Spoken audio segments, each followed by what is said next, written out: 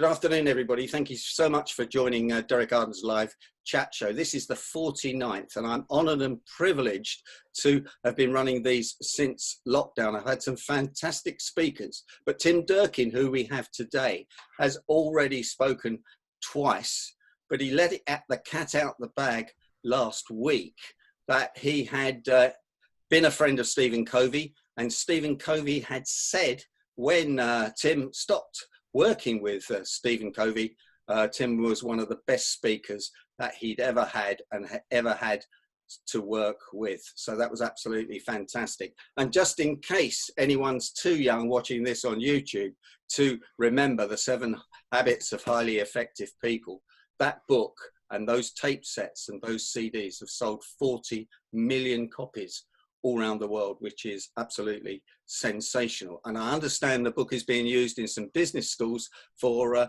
as part of the curriculum and part of the syllabus. Tim Durkin, thank you very much for joining us all the way from Texas. It's an absolute pleasure to have you on with us, and I'm looking forward to hearing about the 7 habits and what you learned from Steven Covey. Well, thank you, Derek. It's an honor to be with you in Derek's chat show. And we also have some visitors from the Golden Gate Breakfast Club all the way from San Francisco. So it is indeed a special session. I am very honored that you asked me to not only talk about my friendship and relationship with Steven Covey, but also to talk about the 7 habits of highly effective people. Because the 7 habits of highly effective people is a very, very powerful book that can give you new insights, new directions, and new strength, if you will, to improve many facets of your personal and professional life. It certainly did for me. Now, I met Steven back in 1985 before the book was published. He was, in fact, writing it, but he was also at that time going around to companies around the US and the rest of the world, where he would spend a day or two with the company talking about and teaching what would ultimately become the 7 habits. And I was honored enough to be in those sessions, and I was just fascinated by it. But the real secret was that I applied what it was that I learned. And as it happened, by really literally nothing more than applying what I learned in the 7 habits, I went from, it was a commercial real estate company. I went from a leasing agent, which was entry level, to executive vice president in just over 2 years of the entire organization, the parent company. And I really do put that to luck and to practicing and implementing the 7 habits. So the 7 habits actually came from Steven's research for his PhD dissertation, in which he studied the self-help literature going back to 1776, going back at the time to 200 years. And actually one of the ideas, one of the habits actually goes back 2,000 years to the time of the Stoics, Seneca, Epictetus, and so on. He looked at this research and he discovered something very interesting. Up until 1920s, self-help was centered on character ethic and centered on principles of honesty, integrity, truthfulness, the 4 major ethics, the 4 major traits, character traits of the Stoics, which are wisdom, justice, temperance, and courage, and a lot more. But sometime during the 1920s, self-help turned to a personality-based ethic. Who you were, how much money you had. It might have corresponded with the rise of movie stars and movie stardom, because that's when movies really started to come in. But it was personality-based, it was process-based, as opposed to character or internally based. Now, when we look at the 7 habits, you have to remember, or it's helpful to remember, that the first 3 are about your personal development. The next 3 are about your development in relation to working in groups. And then the seventh habit is actually overarching, and it talks about what you must do to keep the other six habits sharp and at top of mind. So the process is you go from being a dependent person to an independent person to becoming an interdependent person. And so let's go through the habits as they are. I think you've got them up on the screen there, or might I'm be not able sure to. I have, Tim, at the moment. We have a slight hiccup on it, but Okay, I'll sort that while you talk. That's not a problem. But the first habit that Stephen talks about is to be proactive. And in order to understand what it means to be proactive, let me explain what it means to be reactive. When we are reactive, we respond almost solely to the external events. We are at the whim of our moods, at the whim of our feelings, at the whim of what is happening externally. But when we are proactive, we have what Stephen likes to call responsibility. And he makes that two words. Rather than the first word responsibility, it's responsibility. And in order to be proactive, you have to remember to have responsibility. And what does that mean? Well, in between stimulus, something that happens to us or something that enters our awareness either externally or internally through our thoughts or feelings, in between the stimulus and our response to the stimulus, there is a gap. And it's in that gap that we can proactively choose our response. If you remember my talk with about mental management and how it becomes a better mental manager, I mentioned that elite performers, people who perform at the highest level in business, sports, or anything, they control their thoughts. They do not let the environment control their thoughts. You have heard people, perhaps yourself, oh, Mondays are my worst day of the week. I'm totally ineffective on Monday. Or they'll say, that person drives me crazy. I have a meeting with them this afternoon, and frankly, I'd rather have a root canal. They literally let themselves fall prey to their feelings around the day, the week, the month. We see it a lot with in the United States with presidents. Some people will get very upset about the current sitting president, going back basically as long as I can remember. And what happens then? And I have a friend that was very upset about the election, and we have a close relationship, and she was going on and on and on about how miserable she was as a result of the election. And I reminded him, I said, is this person that's in office, are they really bothering you? She said, I'm just miserable. And I said, you do realize this person doesn't even know you exist. Yet this person controls how you feel virtually all day long. It seems to me it's correct to say that you are enslaved by the emotion that this person generates in you. And she just looked at me and she said, oh my God, that's so right. I said, is that what you want to do? You're reactive, not proactive. So I would say, summarize it by saying the cause of your effects is your thoughts. If I could inscribe that over my fireplace, I would. The cause of your effects is your thoughts. And the very best book that I ever read on it, which by the way was required and assigned to us by Steven Covey in this program that I alluded to earlier, the strongest book, top 5 book I've read, probably top 3, is Man's Search for Meaning by Viktor Frankl. Man's Search for Meaning by Viktor Frankl talks about the author and his experience in five different concentration camps. And he talks about the final freedom that no matter what happened to him, he could control his response. And he wanted a response that would allow him to survive so they could do further research on man's inhumanity to man. It can be found free if you Google it.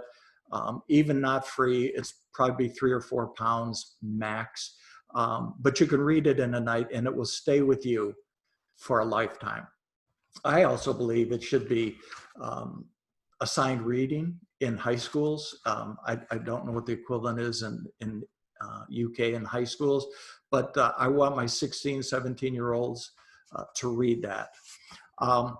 Also, in being proactive, Stephen made a big point and introduced this concept of the circle of concern versus the circle of influence, which Steve Head did a fabulous job on in the previous Derek's chat about, I guess now almost 2 weeks. I think it was 2 weeks ago today.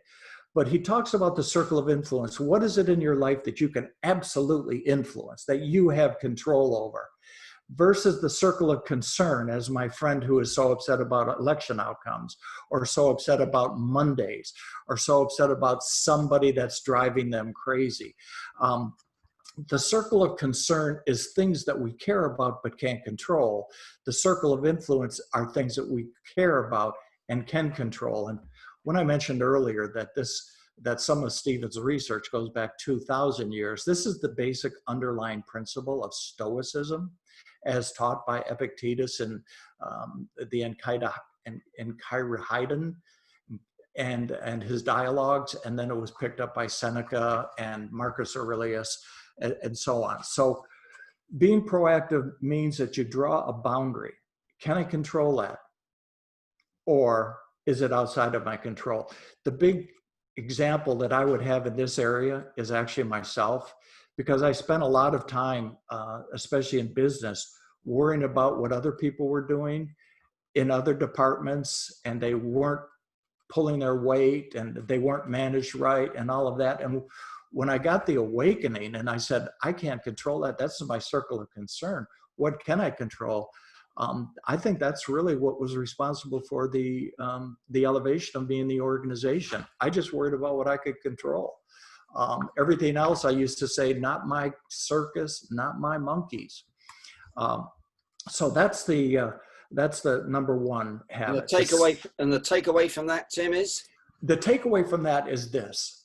For the next 30 days, or at least for 2 weeks, I'd strongly suggest that whenever you're feeling off, whenever you're feeling angry, whenever you're feeling upset, ask yourself, is this a reaction to something I can control or something that I can't control? I can't control the stay at home or the stay sheltered orders in COVID. I can control everything that I can do by wearing a mask, going out over essentials, but I can't control what the government is going to do or not do. So I always examine when I'm having an emotional reaction, when something like that enters my awareness, I ask myself, am I being proactive or am I being reactive? What's the proactive possibility here? That person doesn't need to ruin my day. I might just decide to say, that person isn't my favorite, but I have discovered that the people that are least easy to love are the ones that need it the most. Wow, wow, wow, wow. Okay. Fantastic. The second habit, I have a relative with that. Now, the second habit is to begin with the end in mind. And as a leader, if I were doing leadership training, I would remind all leaders that confused people won't move. They won't accomplish anything. They may have some activity, but they won't accomplish anything. In the good book of my faith, it's man without a vision will perish. It's written somewhere in there. When Moses took his people out of Egypt, they fled Egypt and they went to, where did they go? They went to the promised land. How did he describe it? A land of milk and honey. What Stephen says in Begin with the End in Mind is have a very strong vision that you have for yourself or that you can communicate in a very positive, energizing way so that people see where it is that they want to go. I'm often reminded in this of John F. Kennedy talking about we choose to put a man on the moon by the end of this decade. We choose to put a man on the moon by the end of this decade, not because it will be simple, but because it will be difficult and require the full measures of our skills and our abilities as a nation, not NASA, as a nation. That was his inaugural speech, and it was unbelievably energizing. I haven't seen anything energize a country like that, but he created a good picture. We have to create visions. If you remember, I talk about Janus, the Roman god who can see into the future and into the past. Janus was the reason, because he could see things done perfectly, that Buckminster Fuller called upon his thinking to say, if you want to land a man on the moon and get them back safely, start with the man in the moon and return them safely, which was far easier for NASA. If you start from a picture of success, when we built the house that we recently moved in, we had drawings done. We saw the house, my wife and I, Julie, and I saw the house way before it was even started. It was a plot of dirt. Yet we had the picture of the house. We put the picture of the house on our wall, and it was very compelling. If you want to understand the importance of begin with the end in mind and having a good picture, understand millennials demand this. They not only want to know where they're going, but they also want to know that it's for a higher purpose. And the group behind them, the globalists, currently called the globals or the globalists, are even more demanding about that. The other thing about beginning with the end in mind is what we see in the end in mind is often depends on our center. What is our center? Some people are money centered. Some people are power centered. Some people are church or religious centered, family centered, friend centered. What you want to be, according to Steven Covey, and I agree, is principle-centered. You don't want to be driven by the demand for money or the desire for money. You don't want necessarily. I mean, as my friend Zig Ziglar used to say, God didn't make diamonds for the devil, you know. I mean, you want to have nice things, but you want to be centered by your principles and by your character. I think it's important that everybody identify what their center is, what's their motivation. So that's beginning with the end in mind. Have a vision for yourself. And the other thing that's okay with that, and if you're going to ask for an example, here's one. I talked to our builder, we talked with our builder, and I said, I want you to understand that there's going to be creative friction. But I also want you to understand that we both have the same vision in mind, and we're both working towards that. One of the things to get rid of friction that's unnecessary is going back to the big picture. Everybody said, keep in mind the big picture. Well, the big picture is the end in mind. All right? Fantastic. Okay. Putting first things first. I find it very interesting to ask people say, well, it's, you know, it's among my priorities. And I want to say, do you know that the English word priority came into English around the 14th century? It came into use in the 14th century, did not have a plural form until around 1965. In the 60s and early 70s, there was only one priority.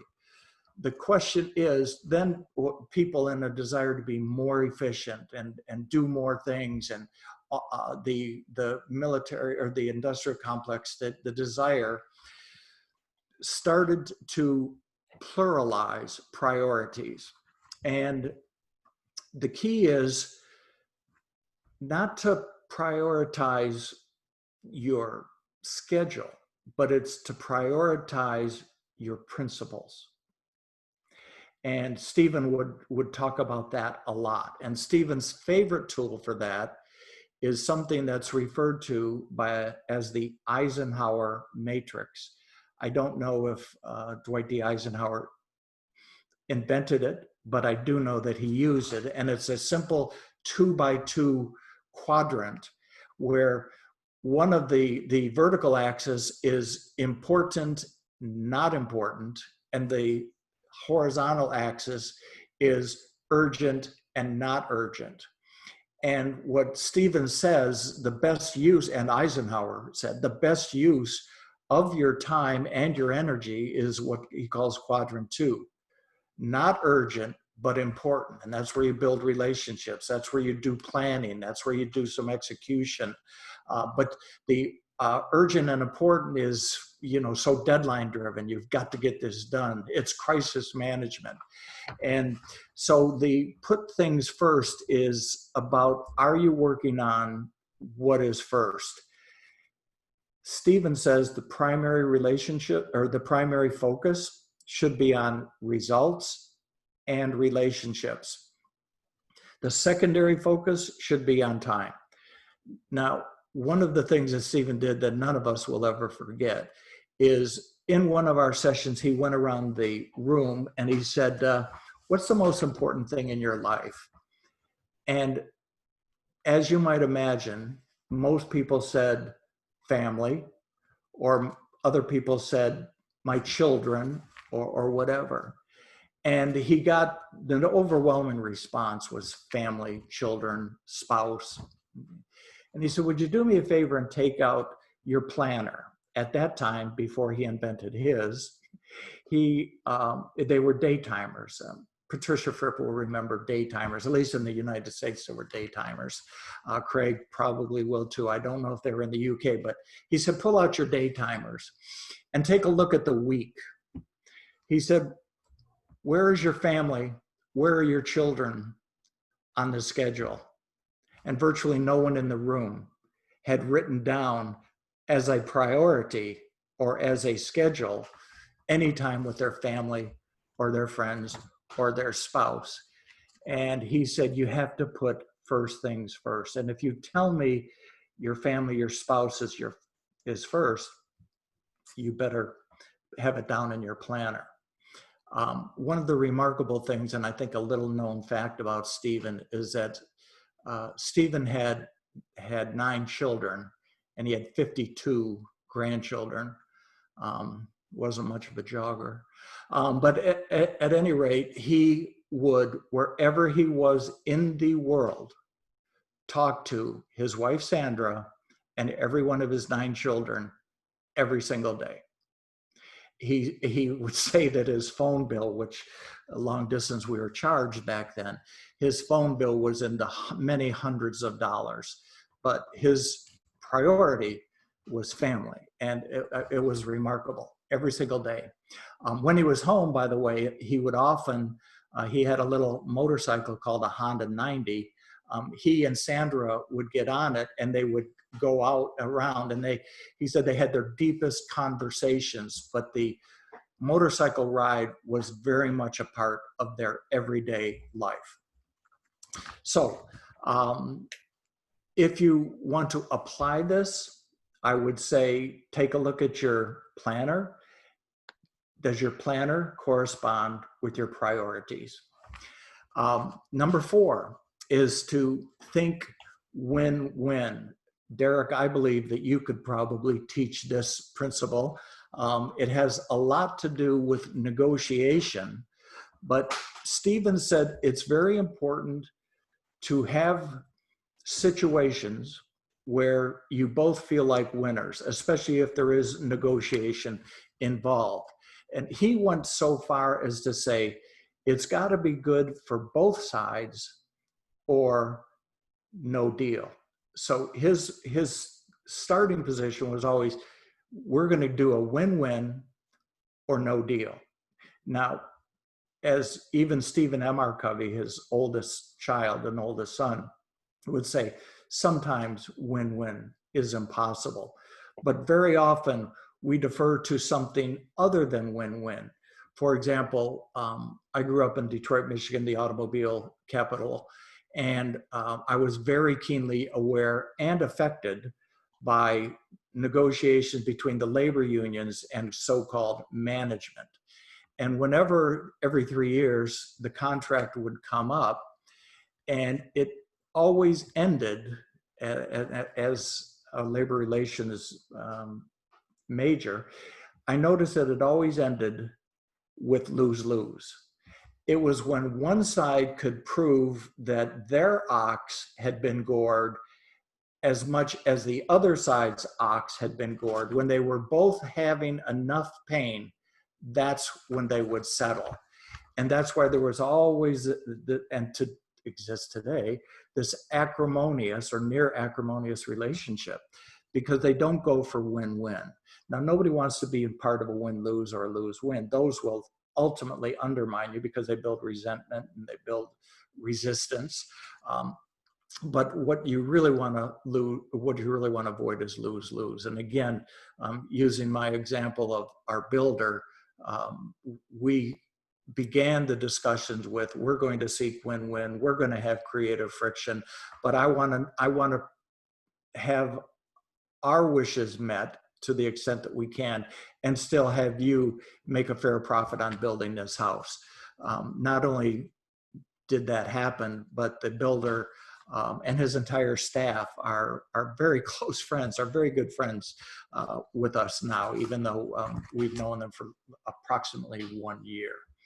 Tim, I think it's brilliant to clear up in the first place the conflict that you said would happen between your builder, but also the win-win. And what I recommend my clients to do when they get into a bit of conflict and it's looking like a bit of a win-lose, I say use a statement followed by a yes tag question, and that statement is we do want a win-win, don't we? And watch the body language, and that's a yes tag question towards a yes. And if that's established in the first place, or you make that statement, it does remind it. And of course, this comes from Steven's work, so thank you for that. That's brilliant. Yep. Well, you're welcome. The other point, you gave me a little bit too much credit in your introduction on your newsletter, because you said I had something to do with creating one of the 7 habits. Tim, I think you should take the credit from my mistake. Yeah. Well, I don't want to take it from Steven. I might take it from you, Derek, in a heartbeat, but I don't want to take it from Steven.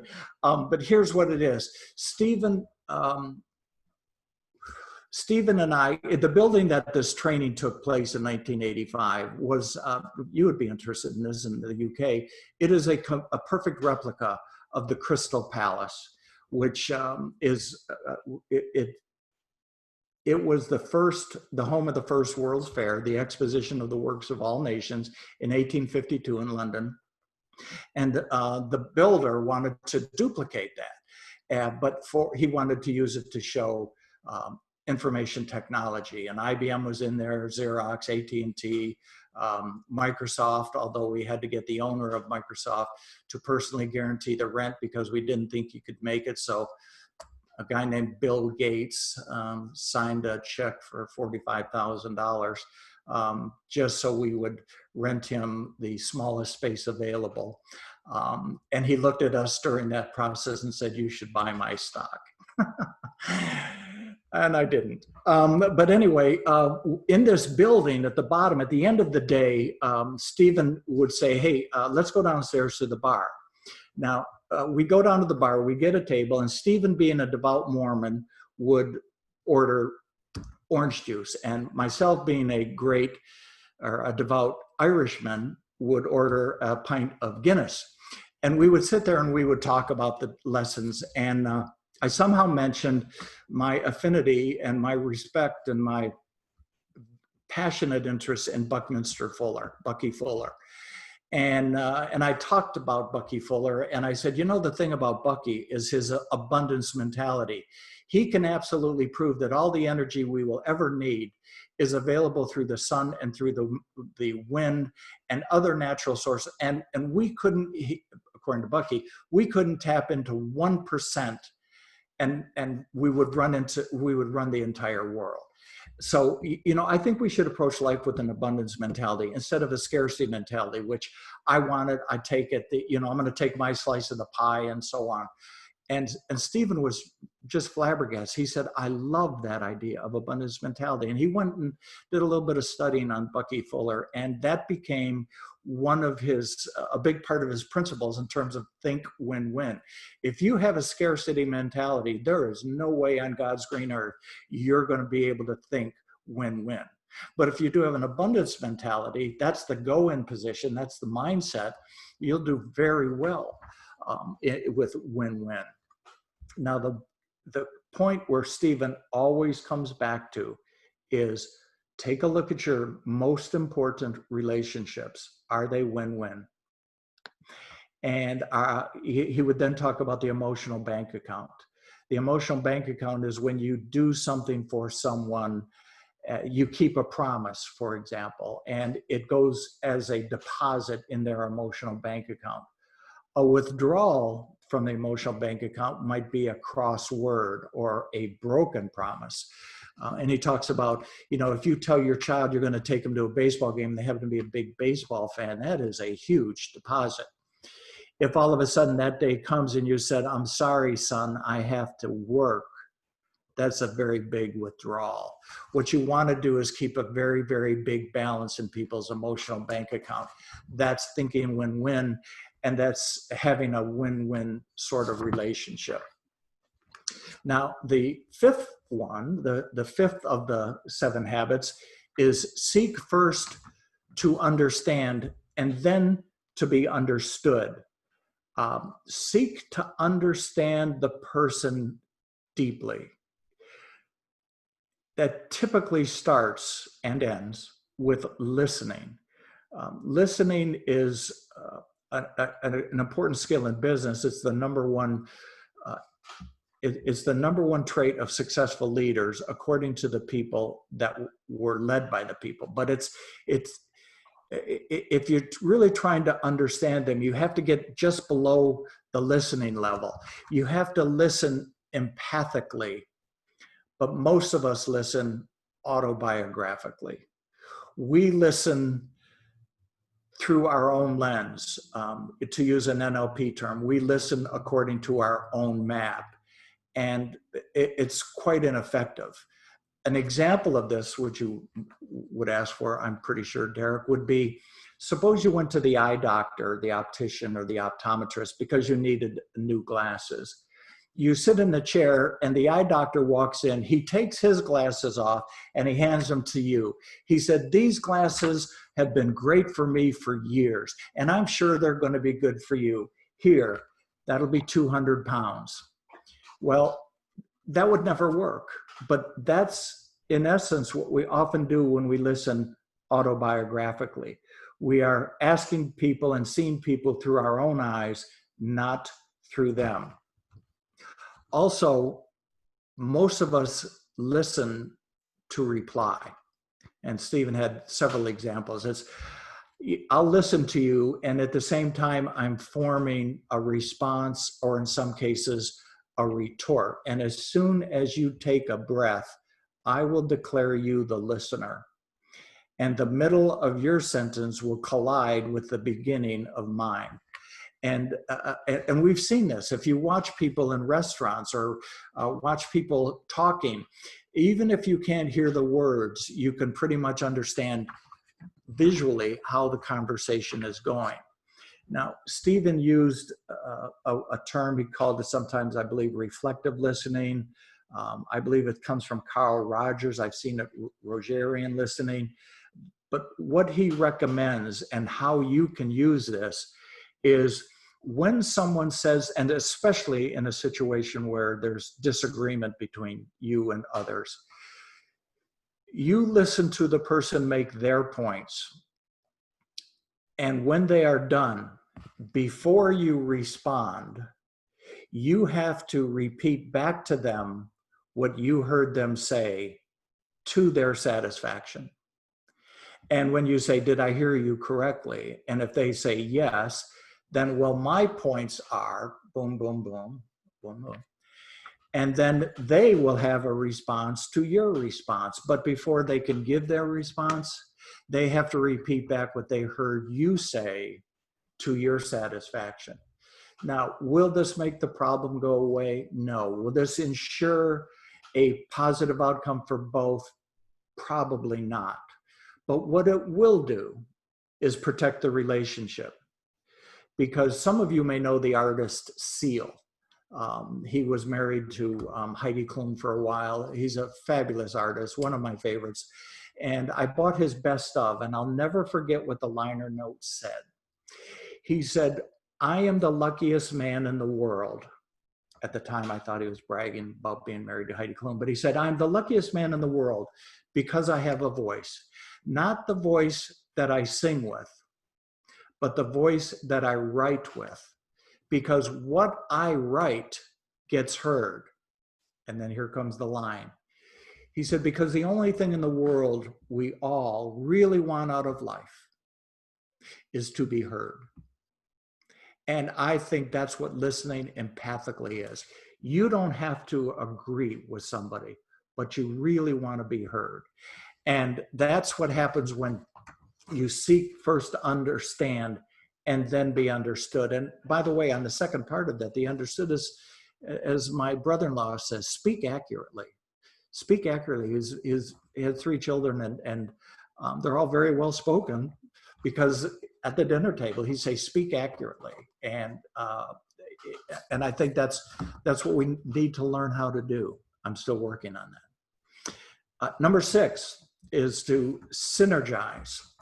Synergize is, how do you value the difference between 2 people? Because the greatest mistake in natural, or the greatest truth in natural world, is 1 + 1 is not 2. 1 + 1 is greater than 2.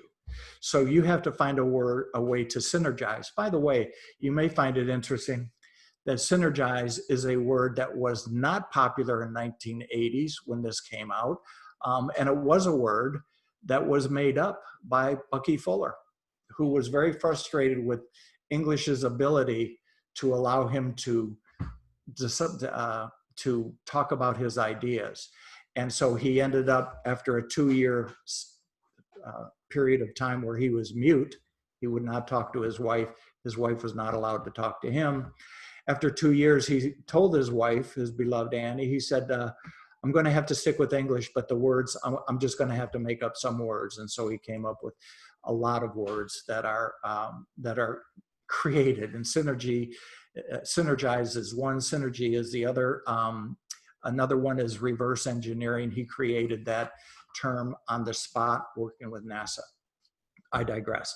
With synergy, you value the differences, the mental, emotional, and psychological differences, because we don't see the world the way the world is. We see the world the way we are. Again, that autobiography, that map, that frame of reference that we have is very, very autobiographical. And I learned this again from Steven, and I think this helped me in my career, is I would always seek out people who were different than I was. And I would see their differences as strengths.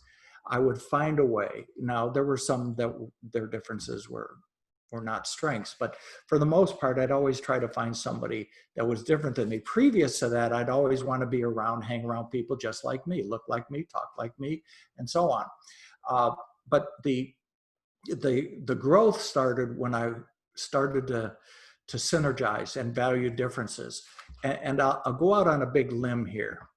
But if I were to start a company and I had to pick one person with whom I've spent the last 49 of your sessions with you, or most of them, as many as I could, the last several months, if I had to pick from the group that are the regulars in this group, I would pick Jill English. I would pick Jill because she is much more organized than I am. She is much steadier than I am, whereas my thoughts and sometimes my words are like a tennis ball in a clothes dryer, just bouncing all around.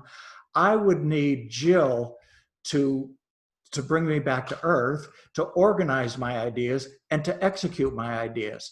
Now, Jill, on the other hand, would find it incredibly frustrating to work with me. But why would she do it? Because she is about getting the job done.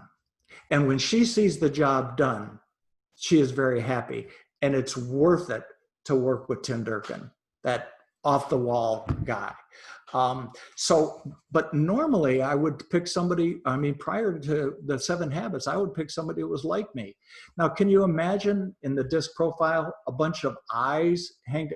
We would have a great time. Nothing would get done. If there were a bunch of D's, we'd be at each other's throats. If there were a bunch of C's, they'd be paralyzed by analysis. We need this diversity, and the diversity isn't ethnic, it isn't gender necessarily, it is how we think, how we approach the world.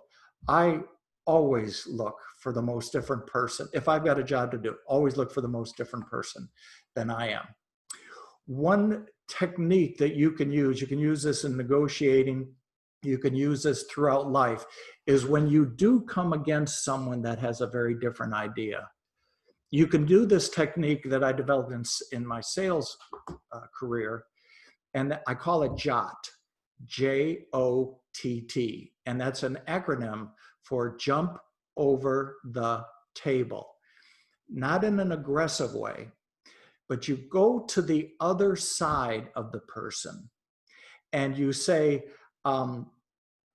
if you and I were going to work together to solve this problem that we have, where would we begin? That is so disarming and it is so powerful. It's like, okay, we couldn't agree on a price for this. Or I don't want to do business with you because my brother-in-law is in the same business. And if I don't do business with my brother-in-law, my wife is going to be very upset. I would say, interesting.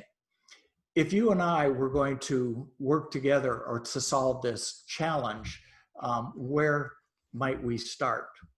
And you are on the other side, but you've also very directly given solution to the problem to them. They're expecting pushback, but you're actually putting your arm around them. I study the martial art of Aikido. And when people throw a punch or swing a bat or something like that, you actually, the best thing that you can do is to enter. It's called irimi. You enter that so that they can't hit you. You're too close to be hit. But our natural instinct is to back away. Well, backing away is going to cause you very, very major problems. You have to enter into it. So I see synergy as being a very powerful habit. Now, again, the first 3 were about how you develop personally. Being proactive, beginning with the end in mind, putting first things first. The next 3 is about how you can build up your interdependence, which is working with people in a win-win, seeking first to understand, not listening autobiographically. And then the Synergize is to rejoice in the diversity that the world is now offering. Now, the 7th one is the sharpening of the saw. And I mentioned that that is the one that overarches and serves all the other 6 habits. And it's really quite simple. I believe it was Abraham Lincoln, or the quote is attributed to Abraham Lincoln. He said, if he had to cut down a tree and he had 8 hours to do it, the first 6 hours he would spend sharpening the axe. But sharpening the saw is caring for your greatest asset, which is you. And how you care for it isn't just about eating well.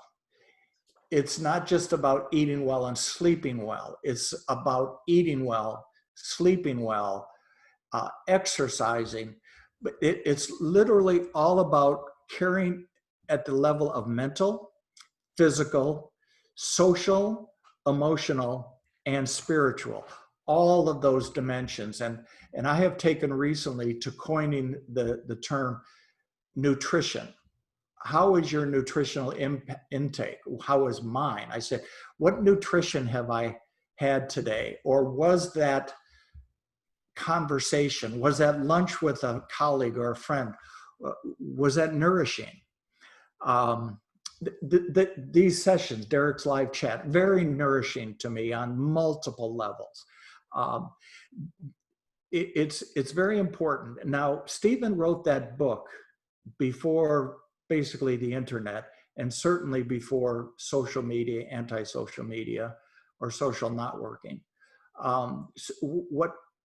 And I wonder what he would think about it right now, because we have seen the social contract disintegrate, corresponding with the rise in the use of social networking and so on.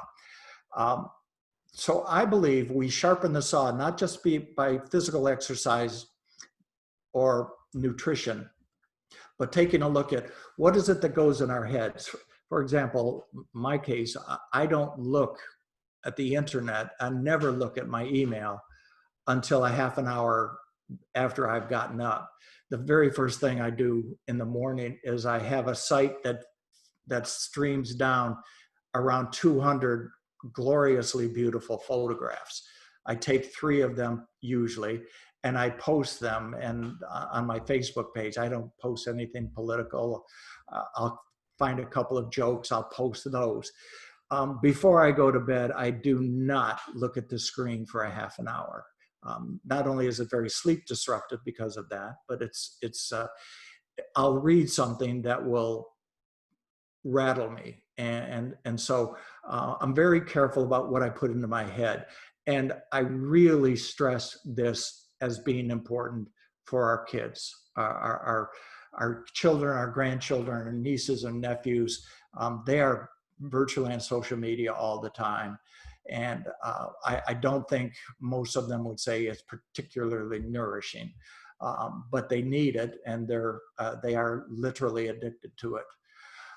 So that would be the 7 habits. Before I close, though, I want to remind you that the 7 Habits of Highly Effective People is now going on 30 years old, and it's being re-released.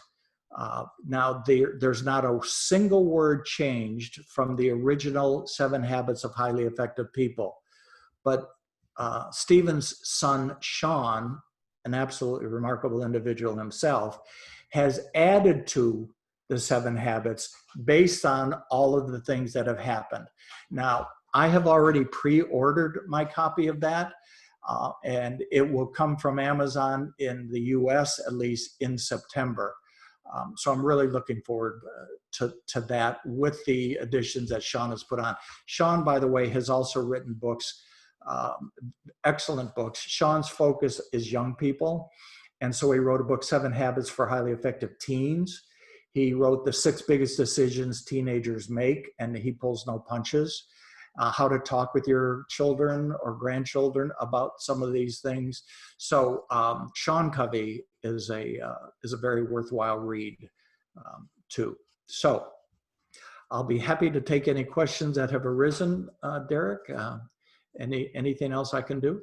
Tim, I've asked people to put the questions in the chat box so I can ask those questions, and then we can stop the recording. And if you would stay with us for any informal questions and 1 or 2 secrets, that would be absolutely fantastic. But Tim, can I ask you, what was your one takeaway personally from Steven Covey? One overarching takeaway. That's extremely easy.